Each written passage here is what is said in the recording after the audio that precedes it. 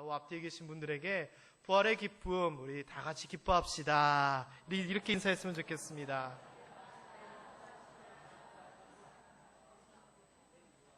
그리고 오늘 학생부가 우리와 예배 같이 드립니다. 끝나고 나서 3층에서 오늘 자체적으로 프로그램을 가지려고 아주 그냥 굳은 마음으로 왔는데 예배 시간에 졸지 말고 떠들지 말고 말씀 잘 들으라고 박수로 한번 격려해 주시면 감사하겠습니다.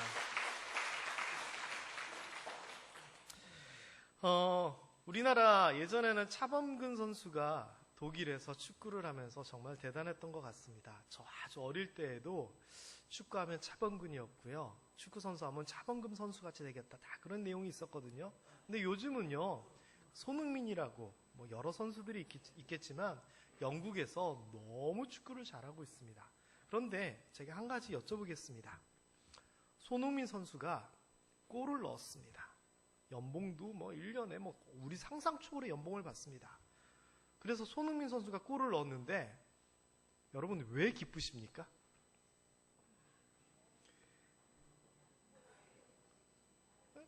그렇죠. 그러신 것 같아요. 근데 엄밀히 따져보면 지가 유럽 가서 지가 축구 잘해서 지가 골 넣고 지가 연봉 받는 건데 왜 나한테 오는 거 하나도 없는데 왜 기쁠까요?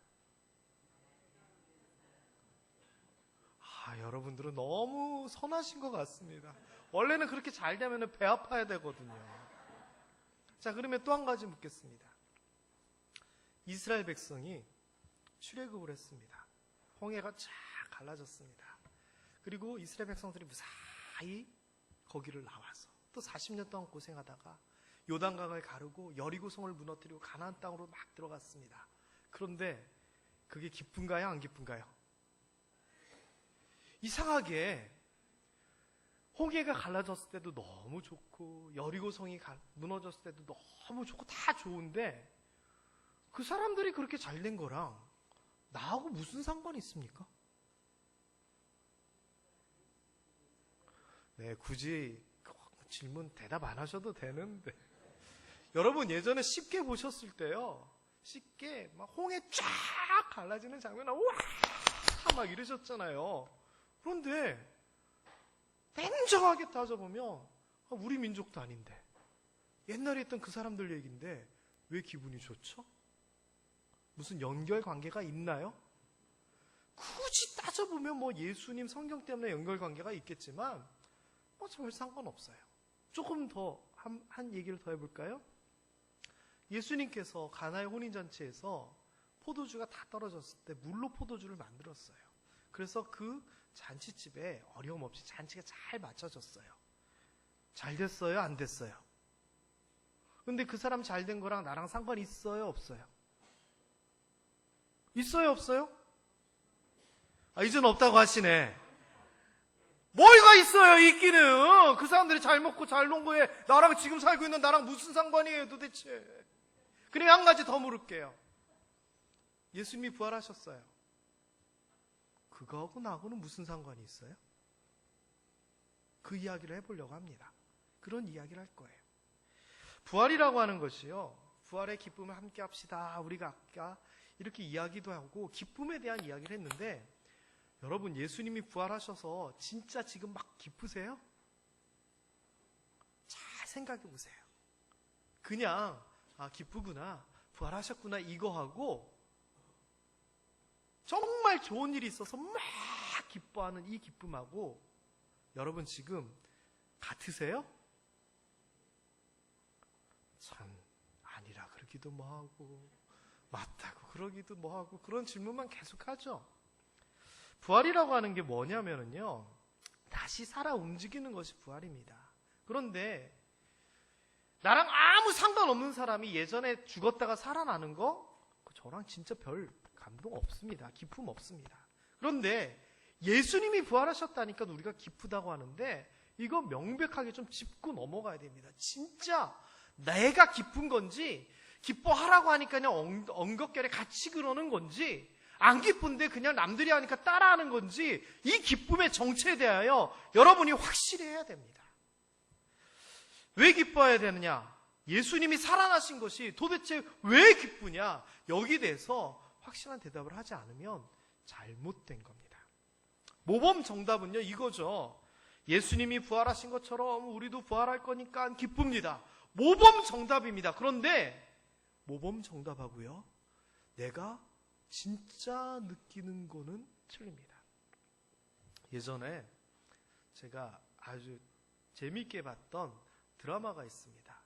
응답하라 1988 이런 드라마가 있었어요. 그런데 거기에 나오는 덕선이라고 하는 여자 주인공이 88 올림픽 이 피켓걸로 당첨이 된 거예요. 그래서 맨날 이렇게 연습하고 공부는 못하는데 그게 뽑혀가지고 그걸 하는데 어느 날 무슨 문제가 있어서 자기가 맡은 그 나라가 참석을 안 하게 된 거예요. 그래서 예를 들어서 뭐 아프리카 무슨 나라인데 자기가 그거 가지고 했는데 그 나라가 참석 안 하면 피켓걸 의미가 없잖아요. 그래가지고 이 덕선이가 피켓걸을 못하게 됐어요. 그런데 이거에 관련돼서 방송국에서 인터뷰를 하는데 그 덕선이가 어떻게 인터뷰를 하냐면은 괜찮습니다. 제가 이렇게 못하게 되지만 올림픽에 잘 됐으면 좋겠습니다. 세계는 서울로, 서울은 세계로 이러는데 나중에 울면서 이 대답을 하는 겁니다. 진짜 마음은 속상합니다. 눈물은 흐릅니다. 그런데 입으로는 정답을 이야기하고 있는 겁니다. 덕선이가. 우리도요, 같은 개념은 아닌가요? 마음으로는 아무렇지 않은데 부활에 대한 기쁨 잘 모르겠는데 입술로만 그저 그냥 여기에서 기쁩니다, 찬양합니다 이렇게 하고 모범 정답만 얘기하면 이거는 아니다라고 하는 겁니다. 부활절 이렇게 안 지냈으면 좋겠습니다. 다시 한번 또 질문해 볼까요? 예수님이 부활하셨다고 아까 앞에 보면은 예수님이 부활하신 것처럼 우리도 부활할 것이 기쁘다라고 하는 모범 정답을 말씀드렸는데 예수님이 부활하셨는데 내가 왜 부활합니까? 여러분 거기에 대해서 딱 말씀하실 분 계실까요? 근거를 딱 대면서 예수님이 부활하셨는데 내가 왜 부활합니까? 예수님은 하나님이셔서 부활하실 수 있지만 우리가 뭐라고 왜 부활을 해야 됩니까? 거기에 대해서 성경의 대답을 알아야 됩니다. 확실히 알아야 됩니다. 읽어보겠습니다. 시작. 예수께서 이르시되 나는 부활이요 생명이니 나를 믿는 자는 죽어도 살겠다. 누가 하신 말씀이에요? 예수님이 하신 얘기예요. 우리가요, 예수님! 저는 죽어도 다시 살고 싶어요. 부활하고 싶어요. 우리가 요청한 거 아니고요. 우리가 죽어도 부활시켜 주시옵소서. 인간이 기도한 거 아닙니다. 인간은 그런 개념조차도 없었습니다. 부활? 인간 생각밖에 개념입니다. 그래서 기껏 인간이 부활을 설명할 때 뭘로 설명하는 줄 아십니까? 나무가 겨울을 맞이하여 잎이 다 떨어지고 죽은 것 같지만 봄이 되면 따뜻한 기운과 함께 소생합니다. 잎이 나고 꽃을 피우고 열매를 맺습니다. 부활이 이런 겁니다. 아닙니다. 부활은 그런 거 아닙니다. 나무가 죽은 거라고요? 죽은 거 아니었잖아요. 부활은 죽음의 권세를 깨고 달걀 안에 있던 병아리가 깨고 나오는 겁니다. 아니요. 병아리는 죽었던 적이 없습니다. 그저 우리가 부활을 얘기할 때 드는 비유들은 말 그대로 비슷한 개념으로 설명한 것이지 진짜 그 개념은 인간의 생각 바뀝니다.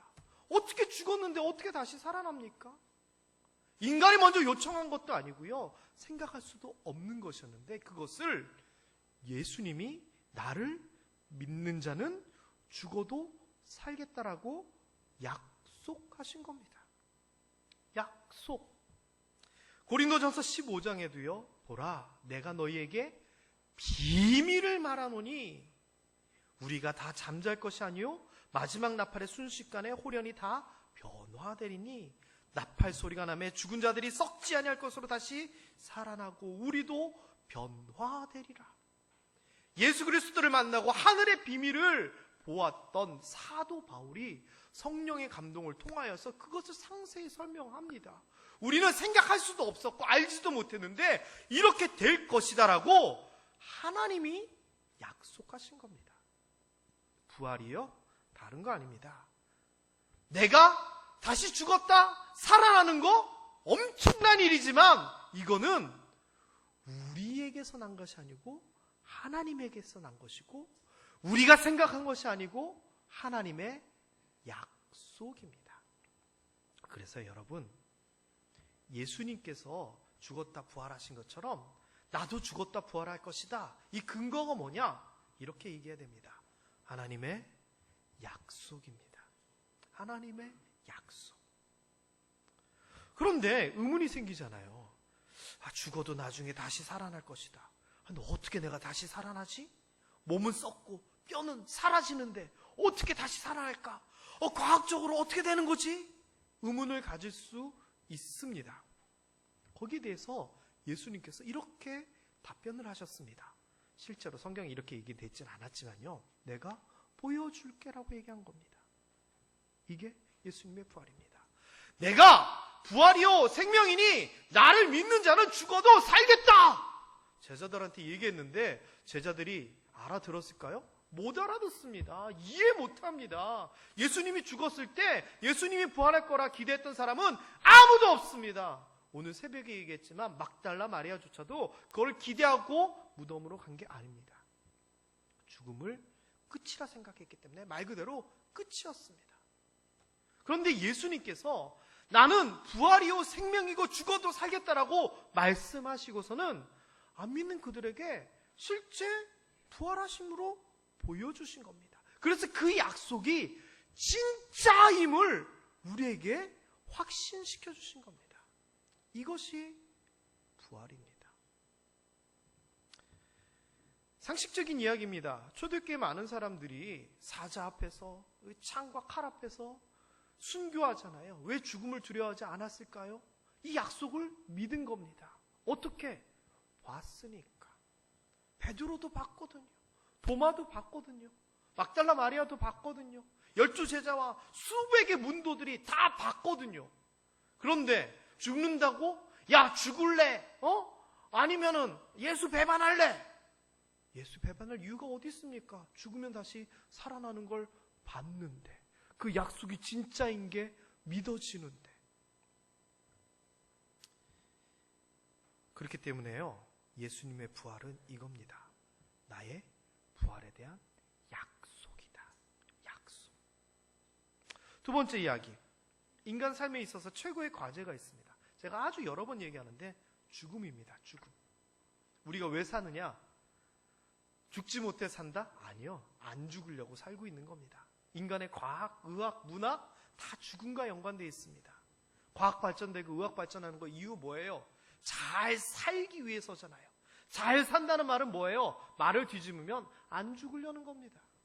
문학, 예술, 결국 주제는 죽음으로 향하게 됩니다. 죽음을 부인하기 위해서 지금 살고 있는 아름다움을 묘사하는 겁니다. 그러나 그 끝이 죽음이라는 것은 모든 예술가들도 다 알았습니다. 그래서 예술을 믿지 않은 많은 예술가들이 자살을 택합니다. 왜? 자기의 예술의 끝은 죽음임을 깨달았기 때문에. 이 죽음을 아무도 피해갈 수 없었습니다. 그런데 예수님께서 이런 얘기를 하시는 겁니다. 오늘 본문 말씀, 사망을 패하셨다. 사망을 패하다. 패하다는 말은 닫는다는 말이잖아요.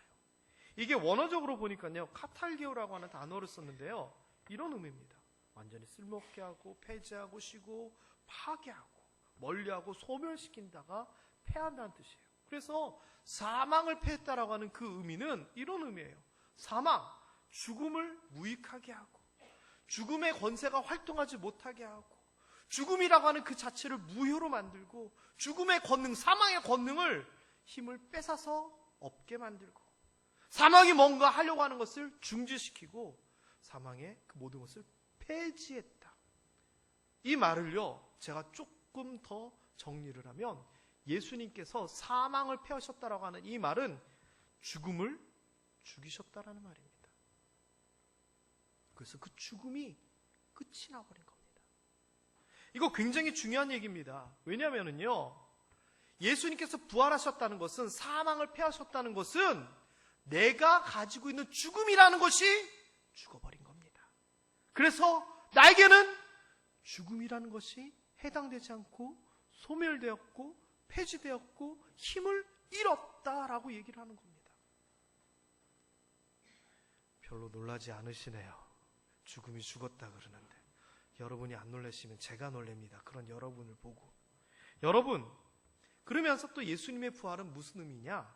패하셨다라고 하는 말과 반대되는 개념인데 드러내셨다라고 얘기합니다. 뭐를? 복음으로써 생명과 영원한 영생을 드러내셨다라고 얘기해요. 이 드러낸다는 것은요, 환하게 밝게 드러내는 겁니다. 명백하게 감춰져 있던 것을 확 드러내는 겁니다. 모르는 사람을 교육하고 알리고 가르치시는 겁니다. 뭐를 통해서? 부활을 통해서. 사망은 이제 너희에게 해당되는 것이 아니고 생명과 썩지 아니한 영원함이 너희에게 있다라고 예수님께서 우리에게 알려주신 겁니다. 여러분, 이 예수님의 부활에 어떤 의미가 있냐면요, 누가 스스로 죽음을 스스로 이겼다라고 얘기한 사람이 있나요? 아무도 없습니다. 인류 역사를 통틀어 봐도 어떤 성인, 어떤 위인, 어떤 교주도요, 나는 죽음을 이긴다라고 하는 것을 증명한 사람 아무도 없습니다. 제가 몇 주 전에 설교했었죠? 부처님도 묘지가 있고, 공자님도 묘지가 있고, 소크라테스, 무하마드 다 종교적으로 위대했던 그 어느 누구도 죽음을 이기지 못했습니다. 그러나 예수님은 스스로 죽음을 넘어섰다라는 것을 보여주시고 부활을 통하여 그것을 증거하셨습니다. 이거는 굉장히 중요한 일입니다. 목사님, 제가 누구 흉내를 내리, 이계숙 집사님 흉내가, 이계숙 권사님 비슷하지 않았어요? 목사님, 목사님, 성경에 보면 예수님 말고도 죽었다 살아난 사람이 있잖아요. 맞습니다. 그런데 그 사람들이 자신의 힘과 능력으로 살아났나요? 아니요. 선지자를 통하여, 하나님의 은혜를 통하여, 예수님을 통하여 살아났지, 죽음을 스스로 이겨낸 사람은 인류 역사상 예수 그리스도밖에 없었습니다. 그래서요, 부활은 증표, 증거입니다. 어떤 증표이자 증거? 예수님의 부활이 나의 부활이다라고 하는 약속, 그의 죽음의 이기심이 나의 죽음의 이김이다라고 하는 그 확신, 그리고 이것에 대한 증거, 증표가 되는 겁니다. 그래서요, 예수님께서 부활하셨다는 그 말은요, 와, 예수님 부활하셨네, 축하드립니다, 네, 잘하셨어요, 이걸로 끝나는 것이 아니라 그 사건이 바로 나의 사건이 된 것을 나도 기뻐하고 즐거워하는 겁니다. 예를 들면요, 여러분, 손흥민 예를 들어볼게요. 손흥민이 한 골을 넣을 때마다 여러분에게 1,000만 원씩을 준다고 생각을 해보세요.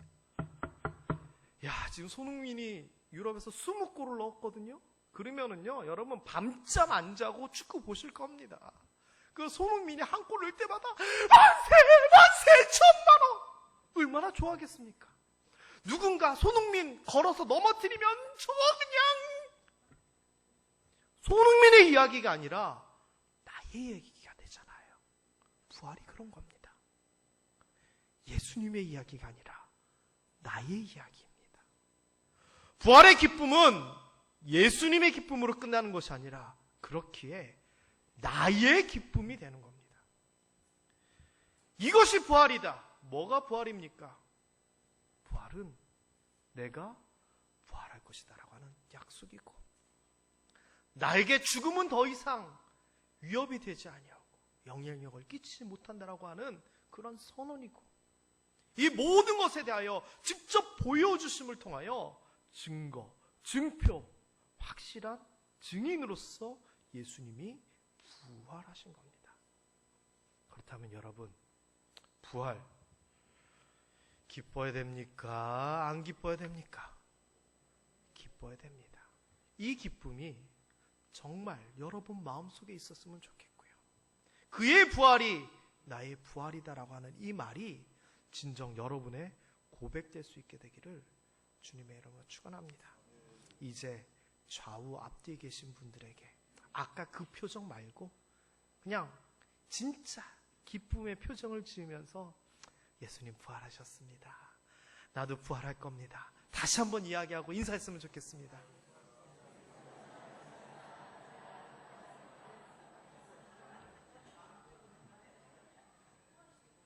이제 진짜 부활절 같네요.